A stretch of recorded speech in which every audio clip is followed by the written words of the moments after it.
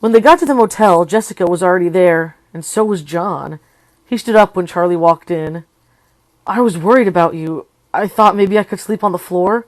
He waited nervously for her reaction, as though he realized only upon seeing her that he might have overstepped her boundaries. On another day in another place, Charlie might have been annoyed by his excessive concern, but here in Hurricane, she was glad to have it.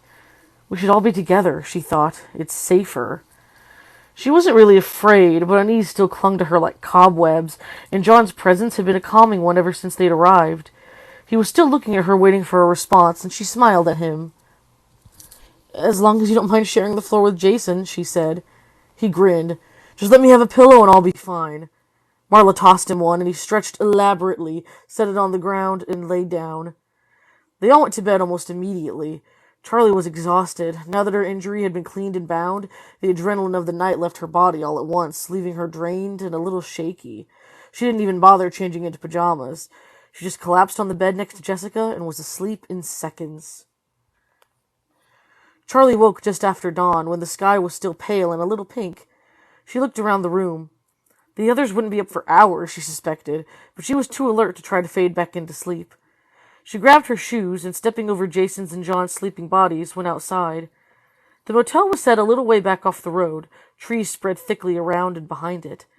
Charlie sat down on the curb to put her shoes on, wondering if she should go for a walk in the woods without getting lost.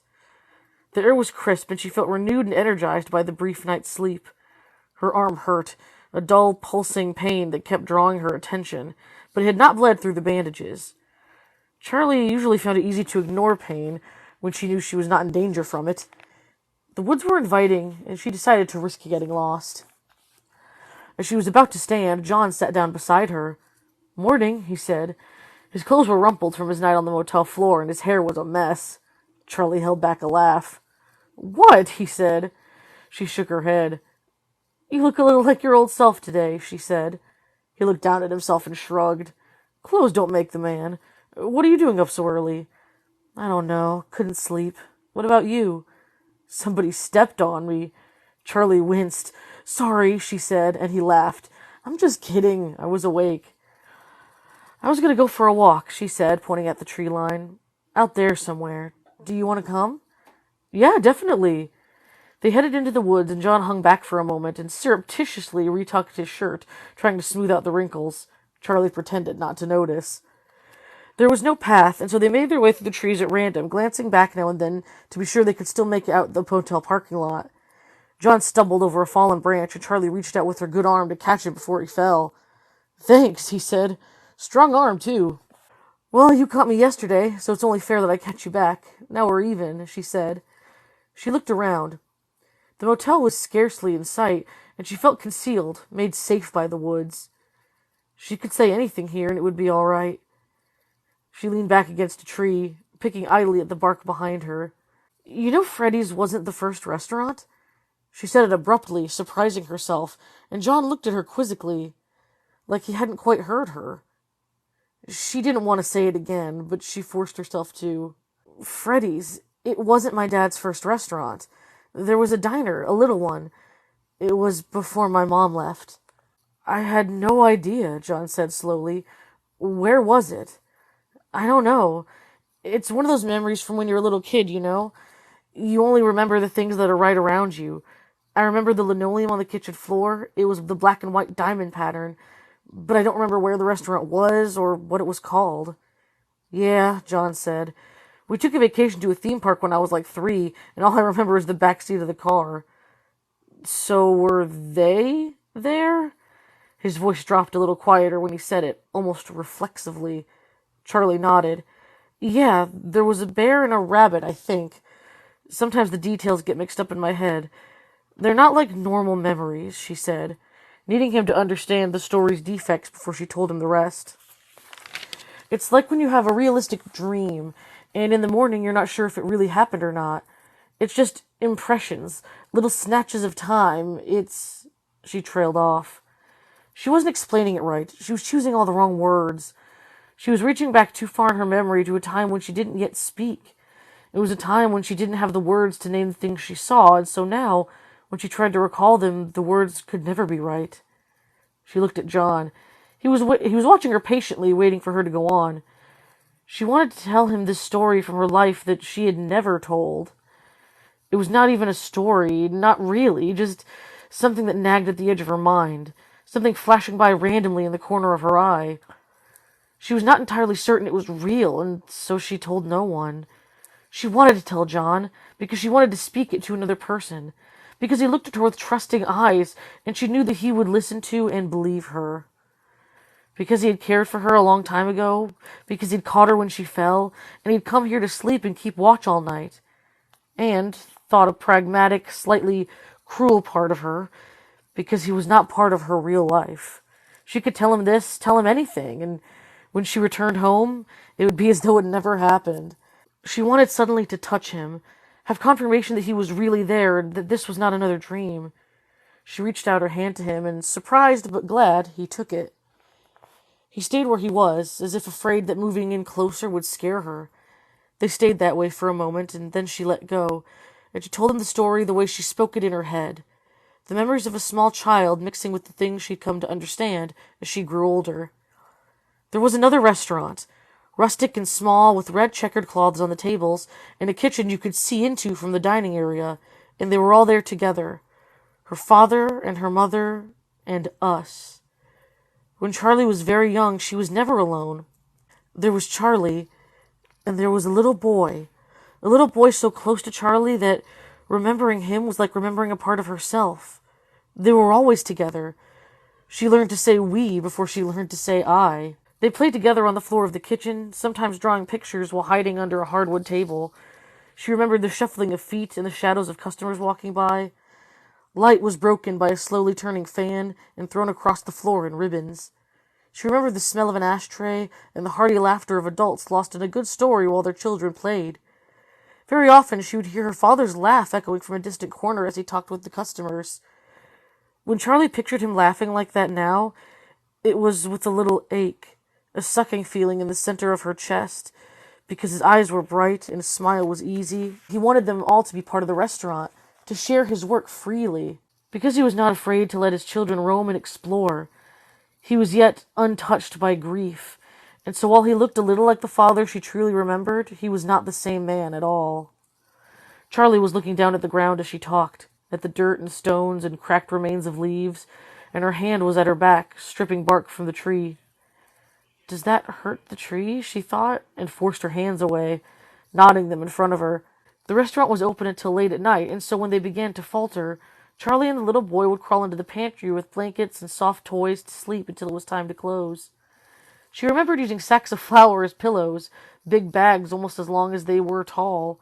They would snuggle down together and whisper words of nonsense that meant deep things only to the two of them, and Charlie would drift into sleep, half listening to the warm sounds of the restaurant, the clink of dishes, and the murmur of grown-up talk, and the sound of the bear and the rabbit as they danced to their chiming tunes. They loved the animals, the yellowish-brown bear and the matching rabbit, who wandered the restaurant, dancing and singing for the customers, and sometimes just for Charlie and the little boy. They sometimes moved stiffly and mechanically, and sometimes with fluid human movements. And while the boy liked the animals best when they acted like people, Charlie liked them the other way. Their stilted movements, their lifeless eyes, and their occasional glitches fascinated her. They acted alive, but were not. The narrow yet bottomless chasm between those things, alive and not alive, enthralled her, though she would never be able to explain why. I think they were costumes, Charlie said now, still looking down at the ground. The animals weren't always robots. The bear and the bunny were costumes, and sometimes people wore them, and sometimes my father put it onto one of his robots, and you could always tell which it was by the way they danced. Charlie stopped. There was more, but she couldn't bring herself to speak. There was something else that made her lock down her mind and force the memory away, the part that made her unwilling to ask Aunt Jen for answers because she was afraid of what the answers might be. Charlie had not dared to look at John the whole time she was talking, staring only at the ground, at her hands, at her sneakers. Now she did look at him, and he was rapt, seeming almost to be holding his breath. He waited, not wanting to speak until he was sure she was finished. That's all I remember, she said at last, even though it was a lie. Wait, who was the little boy? John said. Charlie shook her head, frustrated that he had not understood. He was mine, she said. I mean, he was my brother. We were the same. She was speaking childishly, as if the memory had taken hold of her, forcing her to regress. She cleared her throat. Sorry, she said, speaking more slowly, trying to choose her words with care. I think he was my twin brother. She saw John open his mouth, about to ask the question, what happened to him?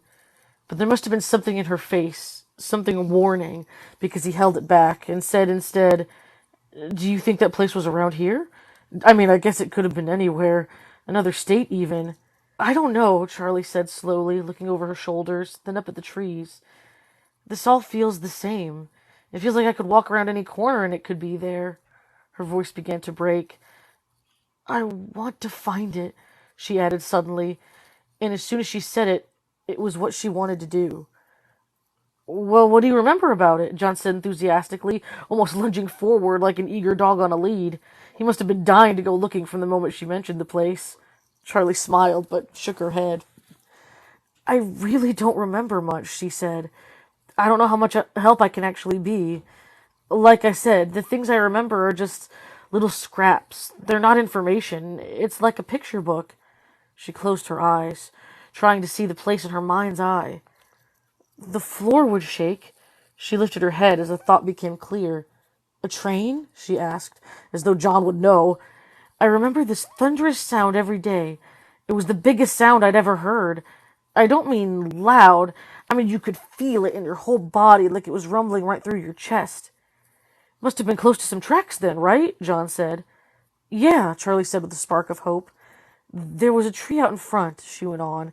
It looked like an old, angry monster, hunched forward and wizened with two giant gnarled branches reaching out like arms. Whenever we left for the night, I hid my face in my father's shirt so I wouldn't have to see it as we walked by. What else? John said. Were there stores or other restaurants? No, I mean, I don't think so. I'm sorry. She scratched her head. It's gone. It's not enough, John said, a little frustrated. It could be anywhere. A train and a tree. There must be something else you can remember. Anything. No, Charlie said. The more she pushed herself to remember, the harder it got. She was grasping blindly, and it was like trying to get a hold of a living creature, as if the memory she saw her coming had slipped away. She tossed out fragments as she managed to catch them. The tablecloths were red and white checked, and made of real cloth, not plastic. She remembered grabbing at one unsteady on her feet, and the whole table setting falling down on top of her, plates and glasses shattering around her as she covered her head. Charlotte, are you okay? Her father's voice seemed clearer than ever. There was a squeaky floorboard in the corner of the diner that Charlie liked to push on, making it sing as if it made music. There was a picnic table out back where they used to sit in the sun, one leg of it sinking into the soft ground. There was the song her parents used to sing in the car whenever they came home from a trip. They would burst into it when they were a little way from home, and then they'd start laughing as if they'd just done something clever. It's nothing helpful, Charlie said. Just kid stuff. She felt a little lightheaded. She'd spent so many years avoiding these memories. Her mind shied away as if from snakes. Having done it, she felt strange and a little guilty. Like she'd done something wrong. But she also felt something that might have been joy in the things she never allowed herself to think of. The memories of that time were unsafe. There were traps and snares wrought into their very substance. But there were precious things among them. Sorry, she said. I can't remember more.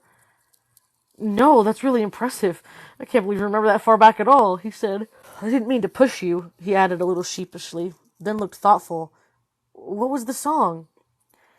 I think it was the same one they danced to at Freddy's, Charlie said. No, the one your parents sang in the car. Oh, she said. I don't know if I remember it. It wasn't really a song, you know. It was just a little line. She closed her eyes, picturing the car, trying to envision the backs of her parents' heads as though she were still in the back seat. She waited, trusting her mind to give it up, and after a moment, it did. She hummed it, just 6 notes. We're back in harmony, she sang, and they'd, harmonize, she added, embarrassed by her parents even now. John's expression was blank for a moment as the words at first seemed meaningless, but then his eyes lit with promise. "Charlie, there's a town north of here called New Harmony." "Huh?" was all she said for a moment. She listened to the words in her head, wanting them to set off an inspiration trip to a memory, but they did not. "I feel like that should ring a bell, but it doesn't," she said. "Sorry, I mean, it doesn't sound wrong, but it doesn't sound right either." She was disappointed, but John still had the thoughtful look on his face. "Come on," he said, extending his hand. Charlie wiped her cheek and took a shaky breath, then looked at him.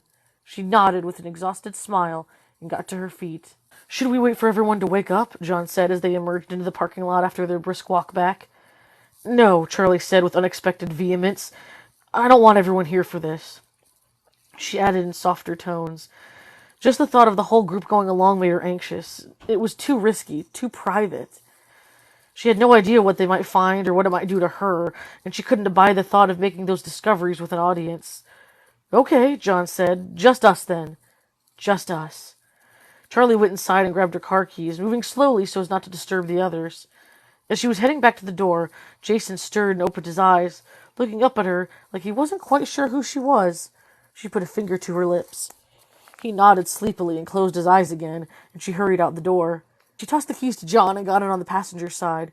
"There's a map in here," she said, jostling open the glove box door. The map fell out amid a pile of hand warmers and emergency food rations. "Your aunt strikes again," John smiled. Charlie held the map just a few inches from her face.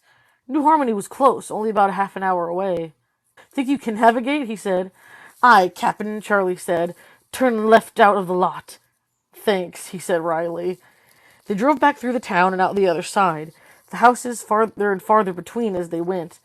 Each one stood solitary, connected only by sagging power lines. Charlie watched the telephone poles and the dipping wires repeating hypnotically as if they'd go on forever, then blinked, breaking the spell. Ahead of them, the mountains rose up, ancient and dark against the clear blue sky. Looked more solid than anything else around them, more real, and maybe they were. They had been here, watching, long before the houses, long before the roads, and they would be here long after they were all gone. "Nice day," John said, and she looked at him, tearing her gaze from the view. "Yeah," Charlie said. "I kind of forgot how beautiful it is out here." "Yeah," he said. He was quiet for a moment, then looked at her sideways, and Charlie couldn't tell if he was being shy or just keeping his eyes on the road. "It's weird," he said at last. "When I was a little kid, the mountains kind of scared me, especially when we were driving in the dark. They were like some monstrous beasts looming over us." He laughed a little, but Charlie did not. "I know what you mean," she said, then grinned at him. "I think they're pretty much just mountains, though." "Hey," she said suddenly, "you never told me what your story was about." "My story?" He flicked his eyes at her again, a little nervous. "Yeah, you said you got a story published. What was it about?" "I mean, it was just a little magazine, just local," he said, still reluctant. Charlie waited, and finally he continued. "It's called The Little Yellow House. It's about a boy," he said. "He's 10 years old. His parents are fighting all the time, and he's afraid they're going to get divorced. They fight, and he overhears them saying awful things to each other, and he hides in his room with the door shut, but he can still hear them. So he starts looking out the window at the house across the street. They sort of keep their curtains open just enough that he can glimpse inside. He watches them go in and out of the house, this family, and he starts making up stories about them, imagining who they are and what they do. And after a while, they start feeling more real to him than his own family." He glanced at Charlie again, as if trying to gauge her reaction, and Charlie smiled. He went on. "So summer comes, and his family goes away for a week, and it's miserable. And when they get back, the family in the house across the street has moved away. There's nothing left, just a for sale sign hanging in front." Charlie nodded, waiting for him to continue, but he looked at her a little sheepishly. "That's the end," he said. "Oh," she said. "That's really sad." He shrugged. "I guess. I'm working on something happy now, though." "What's that?" He grinned at her. "It's a secret." Charlie smiled back. It felt good to be out here. Good to just be driving out into the horizon. She cranked the window down and put her arm out into the air, enjoying the feel of the rushing wind. "It's not wind rushing, it's us," she thought. "What about you?" John said. What about me? Charlie said, still happily playing against the wind. Come on, what's the life of Charlie like these days? Charlie smiled and pulled her arm back into the car. I don't know, she said. Pretty boring. There was a part of her that didn't want to tell him for the same reason she wanted him with her now. She didn't want her new life to mix with the old. But John had told her something real, something personal, and she felt like she owed him the same in return. It's all right, she said at last. My aunt is cool, even if she does sometimes look at me like she's not quite sure where I came from. School's fine. I have friends and all that, but it feels so temporary. I have another year, but I feel like I'm already gone. Gone where? John asked, and Charlie shrugged.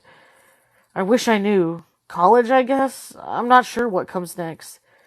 Nobody ever knows what comes next, I guess, he said. Do you... He stopped himself, but she prodded him. Do I what? She said teasingly. Do I ever think of you? He flushed, and she instantly regretted the words. I was gonna say, do you ever see your mom? He said quietly. Oh, she said. No, I don't. It exhausted Charlie to think of her mother, and she thought her mother felt the same. Too much hung between them. Not quite blame, but neither of them were to blame for what happened, but something close to it. Their pain, individual, radiated off both of them like auras, pushing at each other like magnets with the poles reversed, forcing them apart. Charlie, John was saying her name, and she looked over at him. Sorry, she said. I drifted for a second. You got any music in this car? He asked, and she nodded eagerly, seizing on the diversion. She bent over, picked up cassettes scattered on the floor, and started reading labels. He made fun of her tapes, and she argued back, and after some playful bickering, she shoved the tape into the player and settled back again to stare out the window. I think this is where the map's usefulness ends, John gestured to the road ahead. The whole area is pretty much blank. I think what we're looking for isn't going to be on this map. He folded the map and tucked it neatly to the side of the seat, craning his neck out the window to see what they were passing. Yeah, she said. It looked like they'd returned to civilization. Single houses littered the fields, and dirt roads branched off in all directions. The landscape was mostly bushes and short trees, the whole area nestled between rows of low-lying mountains. John looked at Charlie, hoping she would notice something that would point them in the right direction. Nothing, he said, though her blank stare had already given him the answer. No, she said plainly. She didn't want to elaborate. The houses became fewer and more scattered, and the fields of dry brush seemed to stretch wider, giving the whole area a feeling of desertion. John found himself glancing over at Charlie at short intervals, waiting for a signal, half expecting her to tell him to stop and turn around. But Charlie just stared into the distance, her eyes fixed on nothing, resting her cheek in her hand. Let's go back, she said finally, sounding resigned. We could have missed something, John said. He slowed the car, looking for a spot to make a U-turn. We missed a lot back there. Maybe it's down one of those dirt roads. Charlie laughed. Really? You think we missed a lot? She grew thoughtful. No, none of this feels right. Nothing rings a bell. She felt a tear spill onto her cheek, and she swiped it away before John could notice. Okay, no worries, Charlie said abruptly, pulling herself back from reverie. Let's grab a bite, just you and me. John smiled, still checking his mirrors for a place to turn. Charlie shivered. Then something caught her eye. She almost jumped in her seat, sitting straight up. Stop! She shouted. John slammed on the brakes and the car skidded, dust billowing up all around the car. When they stopped, Charlie sat silently at John. John checked the rearview mirror again, his heart racing. Are you okay? He said, but Charlie was already out of the car. Hey! He called after her, scrambling out of his seatbelt and rushing to lock the car behind him. Charlie was running back toward the town, but her eyes were on the field beside the road. He caught up quickly, trotting along beside her without asking questions. After a few minutes, Charlie slowed and began shuffling her feet on the ground, peering down as though she'd lost something small and valuable in the dirt. Charlie, John said. Until this moment, he hadn't thought about what it was they were doing.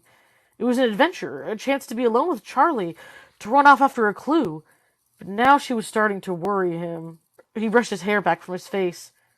Charlie, he said again, his voice touched with concern, but Charlie didn't look at him.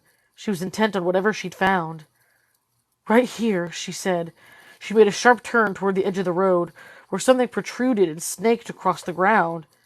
John knelt carefully, brushing some of the loose dirt with his hand and exposing a flat metal beam. He kept going, uncovering a track that stretched across the road and went off into the field in both directions. It took him a moment to speak. It was as though the earth itself had tried to conceal it from them.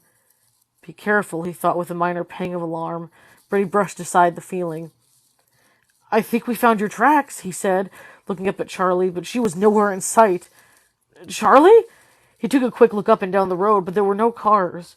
Charlie! He called again, waving the dust away from his face and racing to catch up. When he reached her, he hung back a little, afraid to disturb her intense focus. There was a cluster of trees up ahead, gathered together as though around a campfire, tall and short or thick and scraggly. Charlie dragged her foot along the track as she walked, as if it might vanish if she ceased to touch it. What's that? An old station? John asked, squinting and blocking the sun with his hand. There was a long building nestled in the trees, its color blending in with the small grove, making it difficult to spot. The tracks veered away, heading off toward the mountains, and Charlie stopped dragging her foot along them, letting them go. John finally caught up, and they walked through the dry grass together, toward the grove of trees, not far away now. There has to be a road. Charlie strayed almost randomly, heading away from the building, and John hesitated. But he gestured toward the building and then followed her, looking back to make sure he knew the way back to the car. Before long, the ground leveled out beneath their feet. Old pavement broken with weeds and mounds of crumbling rock stretched across the field in a narrow, almost hidden path, leading once again toward the small building. This is it, Charlie said softly. John approached her carefully, then stood at her side. They walked the road together, dodging around the pillars of grass that shot up from the breaks and holes. The tree was there, the one with the reaching arms and ghastly face, but it was no longer frightening, no longer as Charlie remembered. It must have already been dead when she was a child, she realized. Its limbs had fallen off, leaving jagged holes where they'd been, and they lay where they fell, rotting into the ground. The tree seemed a frail and weak shade of its former self, only recognizable by the stumps and bulges on its side that had made its face. Now even the face looked tired. The building itself was long and dilapidated. It was a single story with a dark roof and weather-beaten walls. The place had once been painted red, but time and sun and rain had won out over the paint. It was peeled and curling, whole long strips of it gone, and the wood beneath showing, dark with what might be rot. Excuse me, hiccups. Its foundation was overgrown with tall grass, and Charlie thought it looked as if it were sinking, as though the whole structure was slowly being swallowed by the earth. Charlie grabbed John's arm as they neared it, then let it go and straightened her back. She felt as though she was preparing for a fight, as if the building itself might attack if it sensed weakness. Charlie went warily up the few steps to the door, sticking to the edges and testing the wood before she let down her full weight. The stairs held, but there were soft, splintered patches in the middle she didn't want to try. John didn't follow her right away, sidetracked by something nearly hidden in the grass. Charlie! He held it up. A battered metal sign with the painted words, Fredbear's Family Diner, in red script. Charlie gave a gentle smile. Of course this is it. I'm home. John came up the stairs behind her and set the sign down carefully by the door, and they went inside. The door swung open easily. Light streamed in and through the windows on all sides, revealing emptiness and decay. Unlike Freddy's, this place had been cleaned out. The wooden floors seemed intact, but they were warped from weather. Sunlight was streaming in unobstructed, and went where it wanted, without furniture or people to block its path. Charlie looked up at the ceiling fan. It was still there, but one of its blades was missing. There were double doors to their right, with circular windows. Unlike the dining area, which was breached with sunlight and the sounds of the outside, the room behind the double doors was still pitch black. John was more interested in this than Charlie, and he carefully peered into one of the windows, obviously tempted to nudge it open and see what was inside. Charlie left him to his curiosity and walked farther into the dining room, which he only knew was the dining room from memory. Now it was vacant and lonely room stretching long and narrow, at least 50 feet, growing darker as it went. There was a slightly elevated stage at the end of the room, and Charlie realized as she looked around that the place had probably once been a dance hall, and the long desk by the entrance that her parents had used for a cash register had probably been a bar. She went over to it and saw that she was right. There were even grooves and scratches in the wood floor where bar stools had once dug their feet. She tried to picture it, a dark bar with a country western band playing on the stage, but she could not. When Charlie looked at the stage, she could still see two animatronic animals in shadow, moving in unnatural twists and turns. She could hear echoes of carnival music and distant laughter. She could still smell the cigarette smoke in the air. She hesitated before going farther, as though the ghost she remembered might linger on that stage. She tried to catch a glimpse of where John was. He finally had the door to the kitchen half open and was sticking his head inside. Charlie turned her attention back to the stage and walked toward it across the creaking floor. Even the smallest sound was deafening, accompanied by faint whistles as the wind slipped through the cracks in the windows and walls. Strips of wallpaper had peeled down and hung flat against the wall, inert until the breeze lifted them up, and they wagged like thin fingers pointing at Charlie as she walked. Charlie stood at the base of the stage, studying the floor carefully for traces of what might have stood there before. All that remained were holes where bolts had been. The corners looked blackened in the shapes of coils and wires etched into dirt and wood. Everything is gone. Her head jerked toward the corner to the right. There was another door. Of course there's another door. This is why you're here. She stood still looking at the door, but not ready to touch it. She was grasped with a strange and illogical fear, as though spiders and boogeymen might come rushing out. The door was ajar. Charlie looked back toward John again, hesitant to go on without him. As though he heard her calling to him, he leaned out of the kitchen door with a wide-eyed expression. This is really creepy. He was obviously enjoying himself, like a kid in a haunted house. Can you come with me? Charlie's plea came as a surprise to John, who seemed pleased but irritated at the same time, having been enjoying his own adventure on the other side of the building. 2 seconds, he promised, then disappeared again. She rolled her eyes, disappointed but not surprised that his childish curiosity would take priority. She rested the back of her hand against the aged wooden door and gently guided it open, bracing herself against whatever might be inside. Whatever she'd been expecting, this wasn't it. It was a closet, the inside extending off to her left about 8 or 9 feet into the darkness. There were horizontal poles mounted along the walls where hangers had once been. Square shapes imprinted in the dust filled her mind with images of boxes, maybe speakers. As she stepped inside, she pushed the door open all the way, trying to let in as much light as possible. As she walked farther in, she let her hand drag across the wall. Although nothing was there now, she could feel heavy cloth, coats and sweaters hanging. No, they were costumes. Costumes had hung here in the dark, hiding their colors, but allowing themselves to be felt by every cheek and small hand that passed through. Rubber-padded palms and fingers swayed this way and that. Reflections on false eyes passed overhead. Charlie reached the end and turned to look back. She crouched down, looking up at the empty space. It didn't feel empty. She could still feel the costumes. They were hanging all around her. There was someone else in the closet with her, kneeling down at her own height. It was her friend, the little boy, my little brother. They were both playing and hiding together as they always did, but this time was different. The little boy looked up toward the door suddenly, as though they'd been caught doing something they shouldn't have been doing. Charlie looked up as well. There was a figure in the door.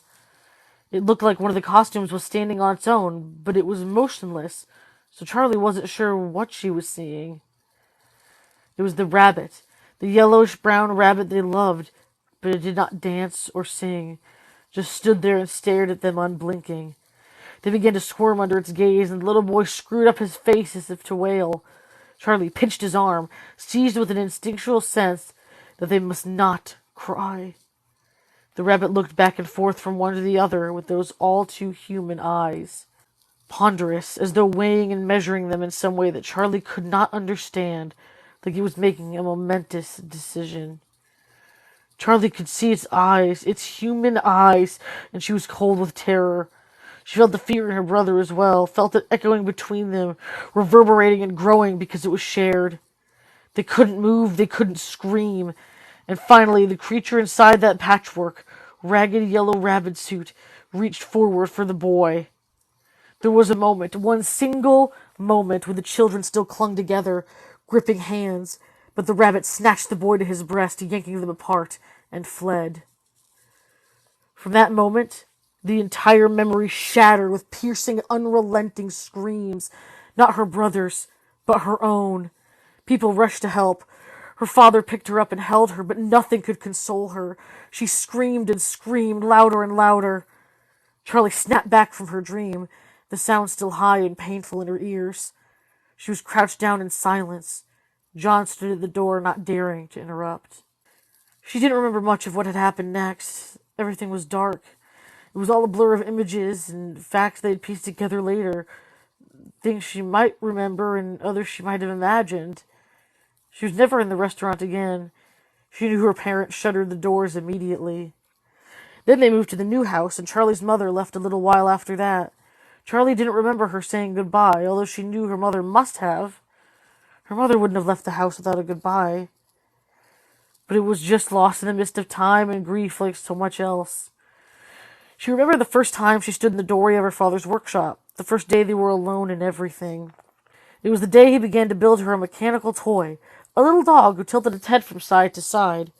She smiled when she saw it finished, and her dad looked at her the way he would look at her the rest of his life, as though he loved her more than life itself, and as though his love made him unbearably sad. She knew even then that something vital inside him had broken, something that could never be repaired. Sometimes he seemed to look right through her, as if he couldn't see her even when she was standing right in front of him. Her father never again spoke her brother's name, and so Charlie learned not to speak it either, as though to speak it would send them back to that time and unravel them both. She woke in the mornings and looked for the little boy, having forgotten in her dreams that he was gone. When she turned to where he would be and saw only her stuffed animal or stuffed toys, she would cry, but she would not say his name. She was afraid to even think it, and she trained her mind to shrink from it until she truly forgot. But deep inside, she knew it. Sammy. A rumbling sound rose loud and low like a train passing, and Charlie startled. A train? She looked around, her eyes wide. She was disoriented, not sure if she was in the past or the present. It's okay, I don't think it's anywhere near here. Might just be a big truck. John took Charlie's arm and pulled her to her feet. Did you remember something? He whispered. He was trying to catch her gaze, but she was focused elsewhere. A lot. Charlie put her hand to her mouth, still staring into the darkness, as if she could see the scene. John's hand was on her arm like an anchor, and she clung fast to it. This is real. This is now, she thought, and she turned to him, seized by a fierce gratitude that he was there with her. She buried her face in his chest as if his body could shield her from what she had seen, and she let herself cry. John hugged her tight, one hand on her head, cautiously stroking her hair. They stayed that way for a long moment, and at last she calmed, her breathing deep and even again. John loosened his grip on her, and as soon as he did, Charlie stepped back, suddenly aware of how close they had been. John's hands were still suspended in midair from where Charlie had been. After a moment of shock, he lowered one and used the other to scratch his head. So, he hoped for an answer to fill the silence. A rabbit, Charlie said calmly, looking toward the doorway. A yellow rabbit. Her voice became graver as the image was still fresh in her mind. The one I saw the night Michael disappeared. The bear, I'm pretty sure he was yellow too. I thought you said it was like the others, Charlie said. I thought it was. When everybody said Freddy was brown that night we first met up, I just thought I was remembering it wrong. I mean, I really don't have a great memory from back then, you know? I didn't even remember what color my old house was. But then you said he was yellow too. Yeah, they were yellow. She nodded. It was the answer he was expecting. I think it's connected. The animals from here and the one I saw at Freddy's. The one that took my brother, Charlie thought. She took a final look around the place. Let's go back. I want to get out of here. Okay, John said. As they headed to the door, a small object caught Charlie's eye as she snatched it up. It was a twisted piece of metal, and as John watched, close by, she stretched it out. Then let it snap back together with a loud crack like a whip. John jumped. What is that? He said, composing himself. I'm not sure, she said, but she slipped it into her pocket. John was watching her like there was something he wanted to say. Let's go, Charlie said. They began the trek back to the car. Sammy, then years later, Michael and the other kids. Of course it's connected, Charlie thought. Lightning might strike twice, but not murder. Can you drive again? She asked after a long period of silence. The only sound so far had been their shoes crunching through the dry grass. Yeah, of course, he said. John managed to get the car turned around in the constricted space, and Charlie settled against the window, her eyes half closed already. She watched the trees fly by outside her window and felt herself beginning to doze. The metal object in her pocket was digging into her leg, keeping her awake, and she repositioned it, thinking dreamily of the first time she saw one of these things. She was sitting with Sammy in the restaurant before it was opened for the day. They were under a window in a dusty beam of light, playing some invented game she could no longer remember, and their father came over, grinning. He had something to show them. He held up the piece of twisted metal and showed them how it opened, and then let it snap back in his hand. They both cried out in surprise, then started giggling and clapping their hands. Their father did it again. "I could snap off your nose," he said, and again they laughed. But quickly his face turned serious. "I mean it," he said. "This is a spring lock, and I want you to know how it works because it's very dangerous. I don't ever want you touching these. This is why we never put our hands in the animal costumes. It's very easy to trigger these if you don't know what you're doing, and you could get hurt. It's like touching the stove. Do we ever touch the stove?" They shook their heads with a solemnity beyond their years. "Good, because I want you both to grow up with all your noses," he cried, and he swept them up, one in each arm, swinging them around as they laughed. Suddenly, there was a loud snap. Charlie jolted out of sleep. "What was that?" "What was what?" John said. The car was off. Charlie looked around, and they were back at the motel. Charlie took a moment to reorient herself, then gave a reluctant smile. "Thanks for driving." "What were you dreaming about?" John said. "You looked happy." Charlie shook her head. "I don't remember." You got me running in a circle. I'm just trying to find my way back to you. What happened to us? I'm in a circle. Back where I started, I'm stuck in like glue. You keep me on a loop. I'm just trying to find my way back to you. What happened to us? I'm in a circle. Back where I started, I'm stuck in like glue. You keep me on loop.